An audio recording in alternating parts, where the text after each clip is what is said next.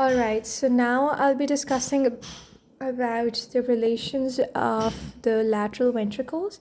So, guys, the third ventricle is connected with the lateral ventricle through a foramen, and that foramen is known as the foramen of Monro, or we also call it the intraventricular foramen. So, this is the third ventricle, and this is the thalamus. So, in between the thalamus, we know that there is third ventricle, and the third ventricle is, and this is these are the lateral ventricles. So, the lateral ventricles and the third ventricles are connected through this foramen, which is the interventricular foramen or the foramen of Monro. So I'll be discussing about the relations of the lateral ventricle. The first thing that I want to really highlight is this, that imagine that this is your right lateral ventricle and this is the left lateral ventricle. In between these both ventricles, we have septum pellucidum. So whenever I'm going to talk about which ventricle, like what is present medially, so don't forget there is septum pellucidum, which is present medially. All right, so now we'll be talking about that the lateral ventricle is divided into four parts. First of all, it's divided into the central horn, the body. The body is mainly this, that when we talk about there is a foramen, we talked about this foramen, this is the interventricular foramen. So if we draw like a line from the interventricular foramen, all the portion that is present ahead of the interventricular foramen, that's the anterior horn. All right, and now what is present behind the interventricular foramen, so and until the splenium of the corpus callosum, that portion is called the body. Okay, and uske jo whatever is left posteriorly is the posterior horn, and then you have the inferior horn. So this one in the light pencil is the lateral ventricle, and on top of the lateral ventricle we have a corpus callosum. Corpus callosum is what connects your right and the left cerebral hemispheres. So corpus callosum is also divided into parts. It has its own parts. So I'll be so basically this one is the rostrum, then the curve where it curves, it's called the genu, and then this is the body, and the end part is known as the splenium. So these are the parts of the corpus callosum, and corpus callosum loops around the lateral ventricle. And then medially, the structure which is present like inside the horns of the ventricle, that's the caudate nucleus. Caudate nucleus also has its own part. So there is a head of the caudate nucleus, then you have the body of the caudate nucleus, and then the tail, and lastly there is a body, and we call it the amygdaloid. All right, so we've talked about how the lateral ventricle is divided into four horns. So we'll be starting off the relations with the anterior horn first. All right, so the anterior horn, it lies, as I've already told you guys, that it lies in front of the foramen of Monro.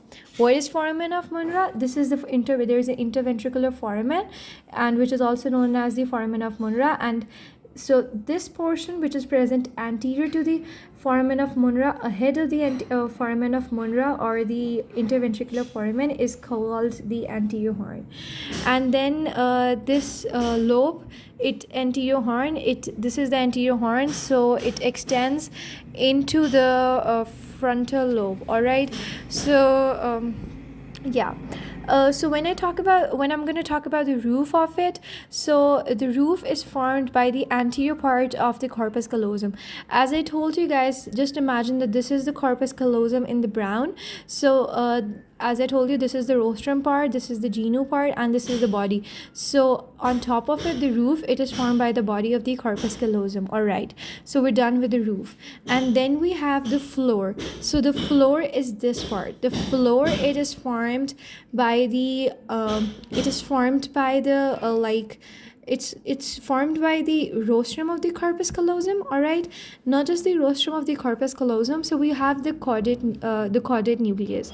When I draw a line from the interventricular foramen till here we have the head of the caudate nucleus. So the head of the caudate nucleus also forms the floor of the anterior horn.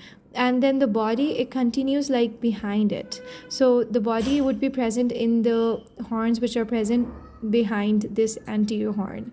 So the floor has the head of the caudate nucleus, it has a rostrum part, and it also has a commissure, which is the anterior commissure. And when I'm going to talk about the medial relations, the anterior relations, so the anterior to the anterior horn, we can see there is a genu present. So this turn is the genu, so the genu is present as well as the rostrum. So this forms up the anterior relations. So guys, we're done with the anterior horn. This is the text information, and this is the diagram through which I've just explained you all the relations. Moving forward, we'll be talking about the body. So the body, it extends from the foramen of Munra to the splenium of the corpus callosum. As I told you, so this is the interventricular foramen, so it extends from the interventricular foramen to the splenium of the corpus callosum. So the floor, it is formed by four things.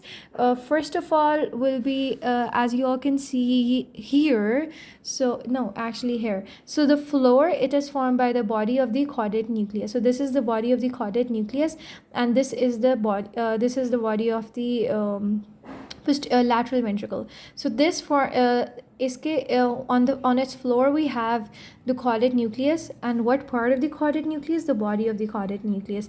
The head was present below the anterior horn, and the body is present below the central part of the lateral ventricle. So we have the body of the caudate nucleus. Not just that, we also have, so this is a drawing, and this is, imagine is so this is a coronal section of the point where lateral ventricles are present from the central from the body part. So ahead of it we have the body, and then when I talk about like from lateral to medially, on the floor you have the caudate nucleus, and there are stria terminalis and thalamostriate vein, and then you also have big masses which are the thalamus. All right, so we're done with the floor and we're done with the roof. And when I talking about the medial relation, so medially, as I told you in the start, that medially to both the ventricles you have a thing that is called the septum pellucidum. Okay, so medially we have the septum pellucidum, and you also have the body of the fornix. Let's talk about what is fornix. So this is the parahippocampal hippocampus. This hippocampus is present like behind the inferior horn. This hippocampus, it goes ahead on top of the lateral ventricles, and when it passes from the this horn, from the body, what happens is that now this hippocampus also has its own part. This part is known as the hippocampus area, and this entire is the fornix. So this part is known as the hippocampus, and the rest is known as its body. And when it divides and it goes into its destination, which is the mammillary body, so basically the hippocampus starts from here and then it goes to the mammillary body, and when it divides like from here, then this part is known as the column. So ahead of the anterior horn, if this is the anterior horn, so on top of the anterior horn, medial to the anterior horn, you have the columns of the fornix, and medial to this body of the lateral ventricle, you have the body of the fornix. As you all can see, this is the body of the fornix present here. So we're done with the medial relations as well. So I've covered the body, and now I'll be talking about the posterior horn. So I've told you all that the posterior horn, it lies behind the splenium of the corpus callosum, and it extends into the occipital lobe. So the posterior horn will be extending into the occipital lobe, the anterior horn would be extending into the frontal lobe, and the inferior horn would obviously be extending into the temporal lobe. All right, so it extends into the occipital lobe. And now what forms of the floor? This is interesting. So this is the posterior horn of the lateral ventricle. So the posterior horn of the lateral ventricle, it also has like two kind of swellings, or we can say like the things that have come out. So on the floor and the medial wall, what you really have is this, that there is a sulcus which is called the calcarine sulcus. It is coming from the occipital lobe, and this occipital lobe causes a kind of a swelling, and we call that the calcar evis. So the calcar evis is formed here by the calcarine sulcus. And then there is one more thing, that there is fossa major. Forceps major causes the formation of the bulb of the posterior horn. Now let's talk about what really is the forceps major. Imagine that this structure is the corpus callosum. So the corpus callosum, we know that it connects both the cerebral hemispheres. So a lot of the white matter fiber bundles, they pass from the corpus callosum connecting the two cerebral hemisphere. So exactly in the behind a lower portion we have the forceps major portion, and in the middle we have the tapetum, and above, like on the top, we have the white fibers, and they are known as the forceps minor fibers. So the forceps major, or we also call them the posterior forceps, what it does is this, that it connects both the occipital lobes. So with that I mean, like, it connects both the right side occipital lobe to the left side occipital area, and it passes from the splenium of the corpus callosum, and then you have the tapetum, which is passing from the middle of the corpus callosum. What it does is this, that it connects both of your temporal lobes, all right, the one that's present, like, near your ear, okay. So it connects both the temporal lobe, and it's present in the center. And then on top you have the forceps minor, from which is forceps minor fibers, which are passing from the corpus callosum.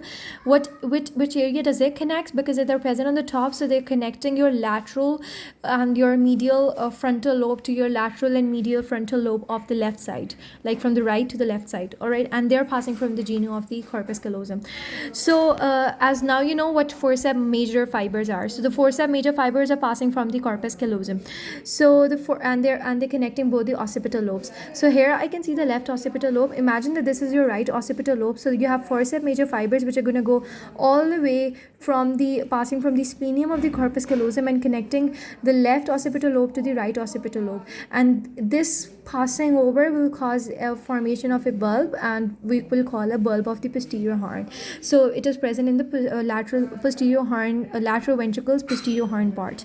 So we have on the floor you have the posterior horn, the bulb, and the calcar evis, which is formed by the calcarine sulcus. Now what is present on the roof? On the roof we have tapetum. As I've told you that on top of the forceps major we can see that we have tapetum. So on the roof there are fibers, and there are tapetum fibers, all right, and more top to it we have some optic radiation fibers. You don't even need to learn it, that's not that important.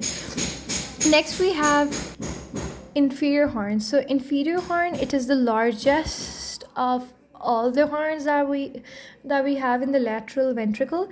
So inferior horn, it extends into the temporal lobe, and when we talk about its roof, so its roof, as you remember I told you the chordate nucleus thing, that here, so you have the head behind the anterior horn, and you have the body behind the behind the central horn, and you have the, and when you talk about the and then you have the tail.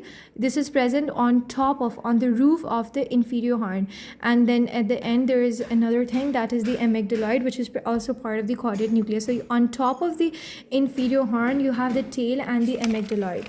So the roof is formed by the tail and the amygdaloid, as well as some fibers which are known as the stria terminalis fibers. So the stria terminalis, they are present in the every time that, so they're present, they connect. What they do is this, that they are the band of the fibers on the lateral margin of the ventricular surface of the thalamus.